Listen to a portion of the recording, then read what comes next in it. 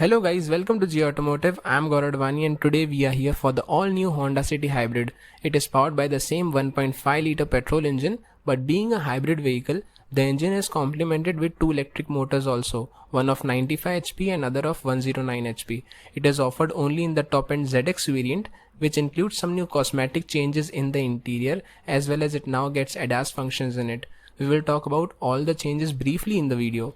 Honda claims an ARI tested mileage of 26.5 km per liter in hybrid Honda City, which makes it the most fuel efficient sedan in the Indian market. Let us now get into the video and decide that is it a good option to buy overall.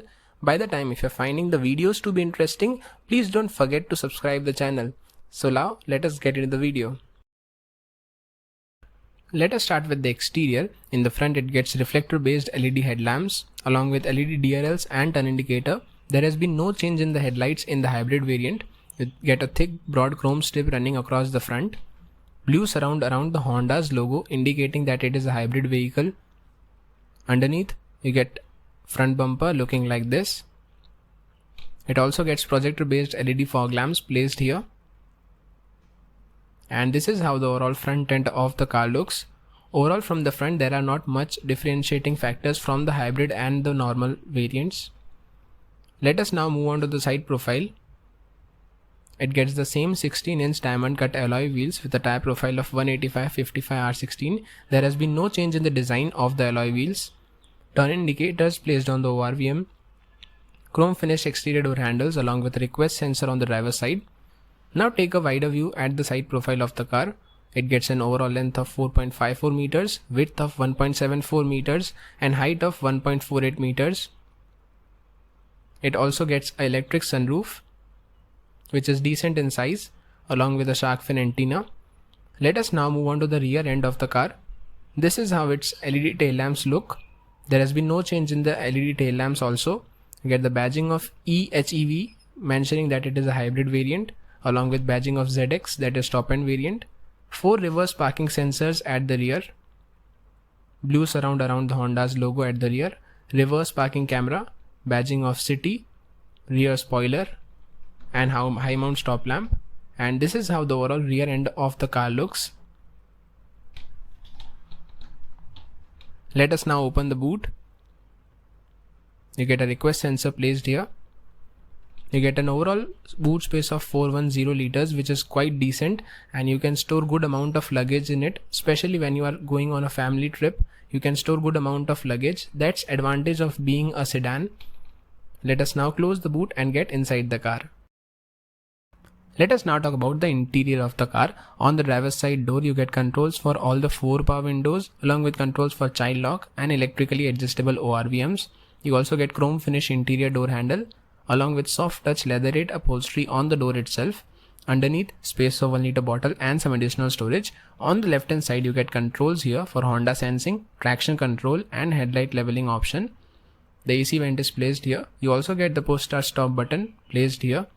The driver's seat is manually adjustable for both reach and height. It also comes with beige finished leatherette upholstery which feels to be quite premium. You get a lever placed here in order to open the boot of the car. Let us now get inside the driver's seat and take a look at all the changes that have come in the hybrid variant from the normal variants. Let us first start the car. You get a semi-digital instrument cluster which is analog on the right hand side but fully digital on the left hand side. You can configure and go through settings from the controls provided on the steering wheel itself. As you can see, there are a ton of features or settings that you can browse through like power flow, eco drive, range and fuel, fuel economy, speed and time, G meter, safety support. You can also browse through settings from here itself. Also, if you want to customize the display of instrument cluster, you can do it from the controls here itself. Take a look at the steering wheel. On the left hand side you get controls for instrument cluster and the infotainment system. Underneath, controls for calls and voice command. Logo of Honda in the center. On the right hand side, controls for lane keep assist, adaptive cruise control and normal cruise control. Regenerative options. On the right hand side, controls for headlights and turn indicator. On the left hand side, controls for your wipers. And this is how the overall steering wheel look. You get leather wrapped steering wheel which is quite comfortable to grip on. There has been no change in the infotainment system from the regular variants, it remains the same. On the right hand side you get all the shortcut buttons for the infotainment system.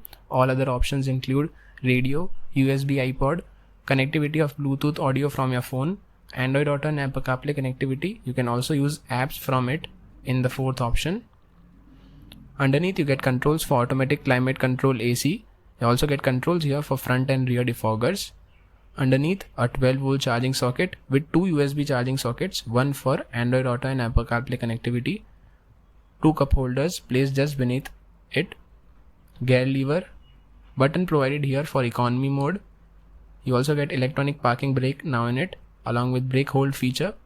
Take a look at the key of the car. It gets buttons for lock, unlock and for opening the boot of the car, and Honda's logo on the other side. You also get a center armrest which has some space inside it. Take a look at the dashboard. The dashboard comes with tri-color finish, black, wooden in center along with beige finish, leather upholstery. The glove box is overall decently sized. Other features include auto dimming IRVM, two LED cabin lights placed on the top for the second row passengers, controls here for electric sunroof which is decent in size when compared to the segment. And this was all about the front row. And now take a wider view at the front dashboard of the car. These were all the changes that have come in the hybrid variant. Let us now talk about the second row. On the door you get controls for power window, soft touch leather finish on the door itself along with a grab handle, chrome finish interior door handle, underneath space for 1 liter bottle and some additional storage. At the rear all the three headrests are fixed, none of them is adjustable. You also get a center armrest placed here which comes with dual cup holders. Let us now get inside the car and talk about space at the second row. My height is 6'2" and the front driver's seat is adjusted to my height, and as you can see the amount of space for a tall heighted person is quite good at the rear. The amount of knee room, leg room and the space beneath the seat is quite good. Also the under thigh support is decent enough for a tall heighted person, so you would not face any problem in terms of space at the second row. You get two AC vents placed here along with two charging sockets placed just underneath them. Now take a look at the dashboard of the car. In terms of safety, it gets 6 airbags, ABS, EBD, brake assist, electronic stability program, traction control and hill hold control. Two LED cabin lights placed at the top for the second row passengers. Grab handle on the left hand side, but grab handle and a coat hook on the right hand side. The car being quite wide and luxurious and spacious for a tall heighted person also, as mentioned earlier. The car is quite good, 3 adults could easily sit at the rear, and amount of space and luxury on the second row is unmatchable in the segment. So this was all about the new Honda City Hybrid. Talking about the price, it is priced at Rs 19,49,000 ex-showroom India. When compared to normal ZX variant of diesel, it is around 4 lakhs costlier than the normal diesel variant. Comment down what are your thoughts about the car and what was your favorite feature in it. Also don't forget to like, share, subscribe the channel if you are finding the videos to be interesting. Thank you so much.